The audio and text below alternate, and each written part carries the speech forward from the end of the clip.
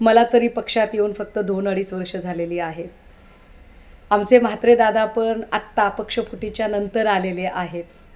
पण त्याच्या आधी मातोश्रीवर सदा सर्व काळ पडीक कोण असायचं तर नीलम गोरे असायच्या. पक्षात कुणाला घ्यायचं, कुणाला नाही घ्यायचं, कोणाला प्रवेश द्यायचा नाही द्यायचा, एवढंच काय मातोश्रीच्या गेटच्या आत कुणाला सोडायचं कुणाला नाही सोडायचं, बॅरिकेड्स लावण्याचं काम नीलम गोरे करायच्या.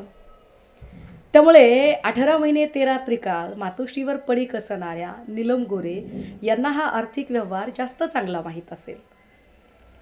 उलट मी तर असा विचार करते की त्या असताना जर एवढा मोठा आर्थिक व्यवहार चालत असेल तर एवढे सगळे पैसे नीलम गोरेंनी कुठे ठेवले असतील बरं. म्हणजे त्यांची विदेशात पण काही खाती असतीलच ना, इथेही असतील. कारण नीलम गोरे म्हटलं की मला काही पुस्तकं किंवा त्यांची गाजलेली सभा, एखादं गाजलेलं आंदोलन असं काहीच आठवत नाही.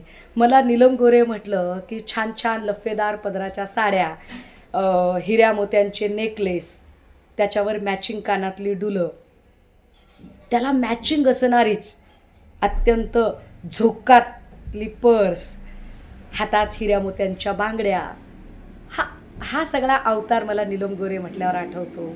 त्या नीलम गोरेंना या सगळ्या आर्थिक व्यवहाराबद्दल जास्त चांगलं माहिती असेल, किंबहुना त्याच्या पहिल्या लाभार्थी नीलम गोरेच असणार.